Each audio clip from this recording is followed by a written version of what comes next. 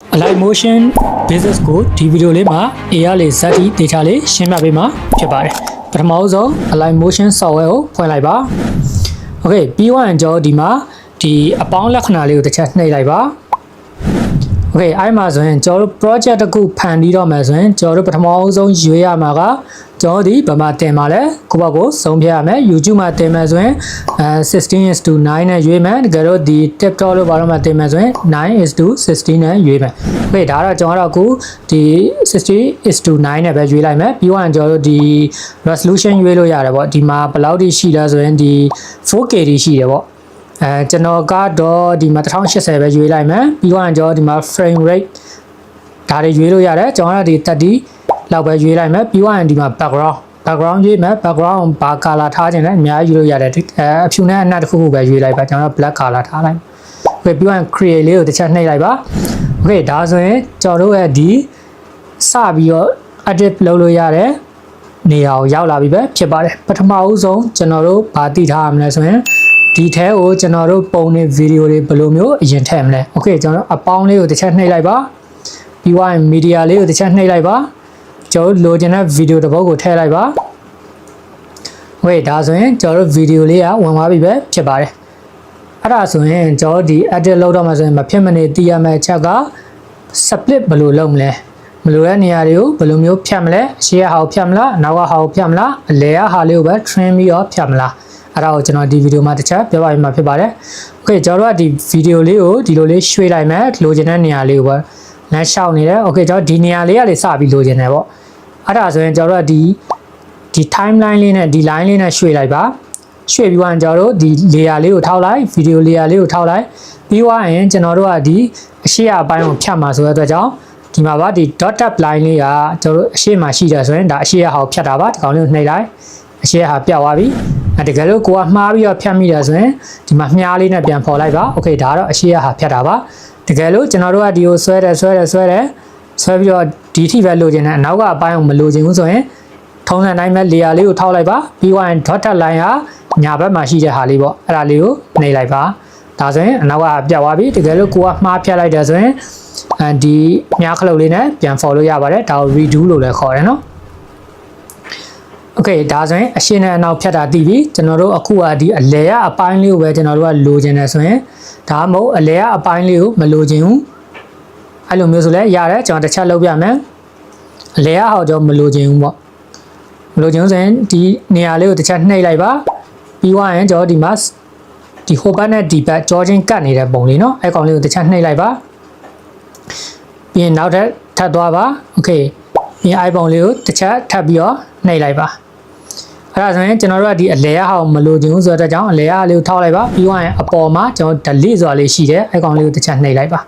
ါဒါဆိုရင်အလဲရပြတ်သွားပြီဒါပေမဲ့ဒီအလဲနဲ့ဒီအနောက်နဲ့ကိုဆက်ဖို့ကျွန်တော်တို့လိုတယ်ဒါပေမဲ့ကျွန်တော်တို့ဒီလက်နဲ့ပုံမှန်ဆိုတော့ဆွဲပြီးတော့ဒီလိုထောက်ပြီးတော့ကျွန်တော်တို့ဒီလိုမျိုးတိုးလို့ရတယ်ဒါပေမဲ့ကျွန်တော်ဒီမှာအဲ့လိုမျိုးမသုံးပါဘူးတကယ်နောက်ပိုင်း editing ကိုတေချာလေးလောက်လာမယ်ဆိုရင်ကျွန်တော်တို့အဲ့ဒီလိုမျိုးလက်နဲ့ဆွဲပြုတ်ဆွဲလို့လောက်တာတွေကမကောင်းပါဘူးเนาะမတေချာဘူးပေါ့ကျွန်တော်လိုချင်တဲ့ point အောင်မရောက်ဘူးကျွန်တော်ဒီမှာကြည့်ပါဒါလေးကိုတစ်ချက်နှိပ်လိုက်ပြီးသွားရင်ကျွန်တော်ဒီမှာကြည့်ပါ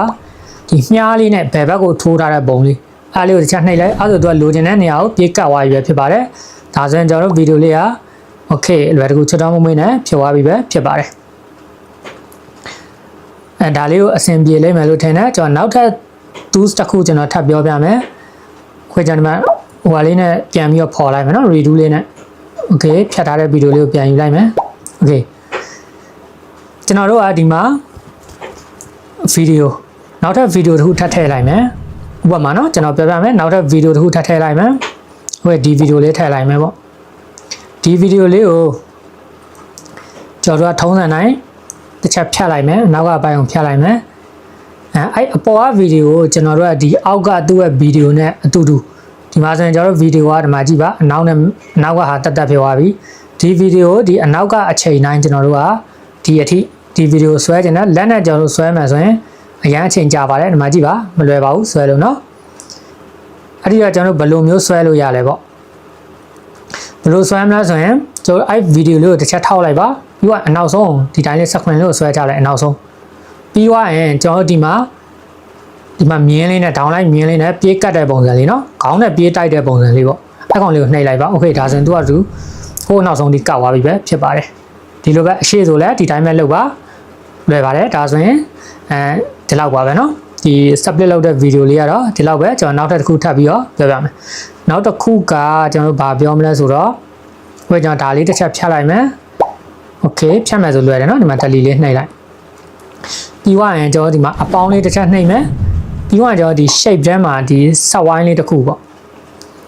โอเคဒီမြားလေးတစ်ခုမြားလေးကိုကျွန်တော်တစ်ချက်ရွေးလိုက်မယ်မြားလေးပေါ့เนาะဒီမြားလေးကိုကျွန်တော်တို့အသေးအကြီးလုပ်မယ်ပြီးွားရင်ကျွန်တော်တို့အပေါ်အောက်ရွှေ့မယ်ဘေးဘယ်ညာရွှေ့မယ်စောင်းမယ်တဲ့မယ်အဲ့ဒါကိုကျွန်တော်ဇွန်းရင်ဇွန်းအောင်လုပ်မယ်ဘယ်လိုလုပ်မလဲဆိုတော့ကျွန်တော်ဒီဗီဒီယိုမှာပြောပြမှာဖြစ်ပါတယ်ကျွန်တော်တို့လုပ်ချင်တဲ့ဒီ layer လေးကိုတစ်ချက်ထောက်လိုက်ပါပြီးွားရင်ကျွန်တော်ဒီမှာဘယ်ဘက်အောင်လေးမှာ move and transform ဆိုတာလေးရှိပါတယ်အဲ့ဒါလေးကိုတစ်ချက်နှိပ်လိုက်ပါโอเคအဲ့ဒါလေးကိုနှိပ်ပြီးွားရဆိုရင်ဒီမှာဘာတွေ့ရလဲဆိုတော့ကျွန်တော်အပေါ်ဆုံးမှာဒီမှာအပေါင်းလက္ခဏာလေးနဲ့เนาะညာဘက်အပေါ်လေးမှာအပေါင်းလက္ခဏာလေးရှိတယ်အဲ့ကောင်လေးထဲမှာ h က y ရဲ့ z ကဆိုပြီးတော့၃နေရာရှိတယ်ကျွန်တော်ဒီ h နဲ့ y နဲ့ကကြတော့အပေါ်အောက်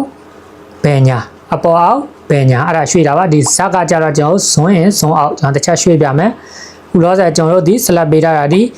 h1 ဆိုတဲ့နေရာလေးကို select ပေးထားတယ်မြားလေးကိုအောက်ကိုဆွဲချမယ်ဒီ swift here to move layer ဆိုတာကြတော့ကျွန်တော်ဒီပြောမယ်ဆိုရင်ဟိုကွန်ပျူတာလို့ပါလို့မှာဆိုရင်ဒါဟိုပါပေါ့ mouse ပေါ့နော် mouse pad ပေါ့ပြောရမယ်ဆိုအဲ့ရလေးပဲကျွန်တော်တို့အတိုးလျှောက်လုပ်တာပါဒါလေးကိုအောက်ကိုလက်ကလေးနဲ့ဆွဲလိုက်ဖြီးပြီးတော့အောက်ကိုကျလာမယ်အပေါ်ကိုတင်မယ်โอเคဘေးလေးကိုသွားမယ်โอเคဒီဘက်ဘေးကိုပြန်သွားမယ်လူချင်းတဲ့နေရာကိုလွယ်တကူ point ချလို့ရတယ်အဲ့ဒါ hy เนาะ hy နဲ့လောက်တာပါโอเคပြီးတော့ဒီဘက်က z ဆိုတဲ့ဟာလေးကကြတော့တစ်ချက်နှိပ်ကြည့်လိုက်အဲ့ဒီမှာကျွန်တော်တို့အောက်ကိုဆွဲချမယ်ဆိုရင်ဇွန်ကြီးလာမယ်ပြန်ပြီးတော့ဇွန်သေးပါမယ်โอเคဒါနားလဲမယ်လို့ထင်ပါတယ်ပြီးတော့ကျွန်တော်တို့ဒီမှာဘေးရဟာလေးကိုပြန်နှိပ်ပြီးရင်ဘေးလေးကိုပြန်တို့လိုချင်တဲ့နေရာလေးကိုပြန်ပြီးတော့ရွှေ့လို့ရတယ်ဒါကတော့ object တွေကိုဘယ်လိုမျိုး move လုပ်လဲပေါ့နောက်အဲ့အပေါင်းလက္ခဏာလေးရဲ့အောက်မှာကျွန်တော်ဒီမှာအဲ့အောက်ကဟာလေးကိုနှိပ်လိုက်ပါအဲ့ဒါကြတော့ဗာလဲဆိုတော့လဲနေတဲ့ပုံလေးနဲ့ဆိုတော့ rotate ပါကျွန်တော်ဒီမှာကြည့်ပါမြောက်ဒီဘက်ဆောင်းမလားဒီဘက်ဆောင်းမလား90 degree အကုန်လုံးလုပ်လို့ရတယ်ဒီမှာပါအကုန်ဆောင်းလို့ရတယ်နော်ဒီမှာပါဒါကတော့ rotate လုပ်တာပါโอเคဒီအောက်ကဟာတစ်ခုကကြတော့ဒါကကြတော့ကျွန်တော်တို့ဗာလဲဆိုတော့တတိယမြောက်ဟာလေးကကြတော့ဒီကောင်လေးကိုအသေးကြီးလုပ်တာပါသူကဇွန်ရင်ဇွန်အောက်နဲ့မတူเนาะဇွန်ရင်ဇွန်အောက်ကကြတော့ကျွန်တော်ဒီ 3D ပုံစံကြွတက်လာတာပေါ့เนาะဒီကောင်ကကြတော့ဒီမူရင်ပုံပဲသူကအသေးကြီးလောက်တာပါ site အသေးကြီးပဲဒါဆိုရင်သေးရမယ်ဘယ်ဘက်ကိုသွားရင်သေးမယ်ညာဘက်ကိုသွားရင်ကြီးမယ်ကိုလိုချင်တဲ့နေရာကို site အတိုး shot လေးတေချာလေးလုပ်ပေးလို့ရတယ်เนาะဒါဆိုသေးရမယ်ဒါဆိုကြီးလာမယ်โอเคဒါဆိုရင်တော့ဒီ move and transform နဲ့မှာကျွန်တော်ဒီ layer ကျွန်တော်ဒီပုံတွေကိုဘယ်လိုမျိုးလုပ်လို့ရလဲဗီဒီယိုတွေကိုအတိုး shot ဘယ်လိုမျိုးလုပ်လို့ရလဲဆိုတာသိလိမ့်မယ်လို့ကျွန်တော်မျှော်လင့်ပါတယ်โอเคဒါလေးပြီးသွားရင်ကျွန်တော်နောက်ထပ်တစ်ခုကပါလဲဆိုတော့ကျွန်တော်ဒီမြားလေးကိုဖြတ်လိုက်မယ်ထောက်မယ် delete လေးကိုနှိပ်လိုက်မယ်နောက်တစ်ခုကကျတော့စာတွေဘယ်လိုရေးလဲပေါ့စာရဲ့သဘောတရားတွေပြီးရင် text ကိုဘယ်လိုမျိုး border တွေထည့်မယ် shadow တွေထည့်မယ် font design တွေပြောင်းမယ်ဘယ်လို move and transform နေနဲ့ဘယ်လိုမျိုးရွှေ့လို့ရလဲဆိုတော့ဒီဗီဒီယိုလေးမှာပြောပေးမှာဖြစ်ပါတယ်အပေါင်းလေးကိုနှိပ်လိုက်ပါပြီးတော့ text ကိုနှိပ်လိုက်ပါပြီးတော့ကျွန်တော်နာမည်လေးပဲရေးလိုက်ပါမယ်ကို